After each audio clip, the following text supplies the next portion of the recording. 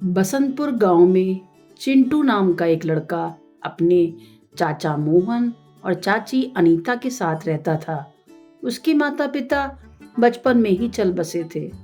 चिंटू का जन्म से ही एक पैर भी खराब था, जिस कारण वह लंगड़ाकर चलता था।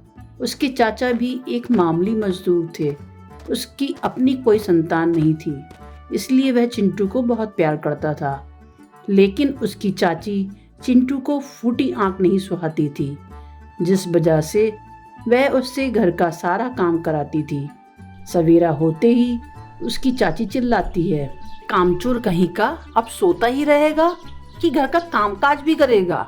अरे क्यों चिल्ला रही हो भाग्यवान, सवेरे सवेरे सोने दो बेचारे बच्चे को। तुम चुप रहो जी, तुमने ही इस लंगड़े को सर पर बैठा रखा है, इसलिए ये इतना कामचोर होता ही जा रहा है। अरे तो क्या हो गया भाग्यवान, बिना माँ बाप का बच्चा है, और तो और फिर हमारी भी तो कोई संतान नहीं है। अपना बच्चा तो अपना ही होता है, दूसरे का थोड़ी ना। बेचारे चिंटू के पास चाची के ताने और जुल्म सहने के अलावा और कोई चारा भी तो नहीं था। गर्मियों का मौसम चल रहा था कि तभी एक दिन, ओ महाराज, जाकर नदी किनारे से पानी भर के ले आ, घर में पानी खत्म हो गया है और मुझे प्यास भी लग रही है। पर चाची, मैं कैसे लेकर आ पाऊंगा? परवर कुछ नहीं, वैसे भी काम न करने के तेरे पास बहुत बहाने हैं। बेचारा चिंटू लंगड़ाता हुआ पानी भरने के लिए जाता है। चिंटू जब पानी भर रहा होता है, तभी एक बूढ़ा आदमी उसके पास आता है और उससे कहता है, बेटा, क्या तू मुझे थोड़ा पानी पिला सकता है? मैं बहुत प्यासा हूँ। हाँ हाँ दादाजी, क्यों नहीं, ये लीजिए। पानी पीते ही बूढ़े को कुछ राहत मिलती है। अरे बिटवा, ये तेरे पैर को क्या हो गया? कुछ नहीं बाबा, बचपन से ही मेरा एक पैर खराब है, इसलिए मैं थोड़ा लंगड़ा कर चलता हूँ। लेकिन बिटवा, तू बड़ा दयालु है, इसलिए मैं तुझे एक आम देता हूँ। ले, ये रख ले। और हाँ, इसे कोई मामूली आम मत समझना, ये एक जादुई आम है। तू इसे खाकर इसकी गुठली खाली ज़मीन में दबा देना, बस इसके बाद तू इसका चमत्कार देखना। इतना कहकर वह बूढ़ा आदमी वहाँ से चला जाता है। इसके बाद चिंटू पानी भरकर घर पहुँचता है।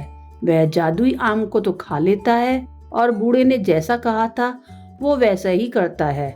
वह घर के बाहर आंगन में गुठली दबा देता है। अगले दिन जब उसकी आंख खुलती है तो वह देखता है कि उसका पैर ठीक हो गया है। वह तुरंत अपने चाचा के पास जाता है। चाचा, ये देखिए, मेरा पैर ठीक हो गया और मैं ठीक से चल सकता हूँ। अरे बेटा, लेकिन ये सब चमत्कार अचानक से कैसे हुआ? इसके बाद चिंटू पिछले दिन की हुई सारी घटनाएं अपने चाचा को बताता है। वह अपने चाचा के साथ घर के बाहर जाता है तो वह भी देखता रह जाता है कि जिस जगह उसने आम की गुठली बोई थी, उस जगह एक बड़ा सा आम का पेड़ निकल आया है, जिसमें खूब सारे आम लगे हुए थे। वह दोनों हैरान रह जाते हैं।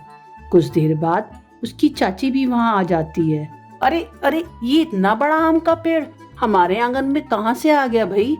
तुम कुछ बोलना मत भाग्यवान, अपना मुंह बंद ही रखना। ये सब मेरे बेटे चिंटू की वजह से ही हुआ है। अब मुझे मजदूरी नहीं करनी पड़ेगी, मैं जल्दी से आम इकट्ठे करके इन्हें बाजार में बेच के आता हूँ। इसके बाद वह बाजार में आम बेचने के लिए पहुंच जाता है। एक एक करके उसके सारे आम बिक जाते हैं। इसके बाद वह मुनाफा कमाकर घर वापस आ जाता है।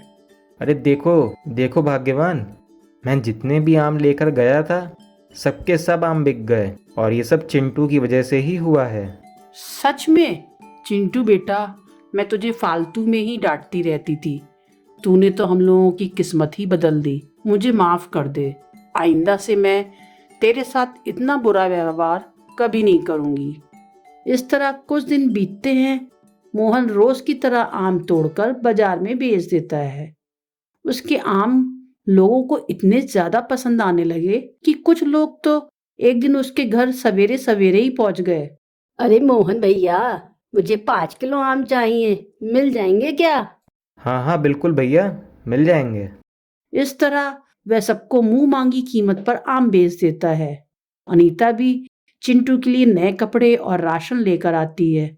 अनीता का चिंटू के प्रति प्रेम अब बहुत बढ़ गया था। वह उसका बहुत ध्यान रखती थी। इस तरह उनके परिवार की स्थिति धीरे धीरे सुधर जाती है।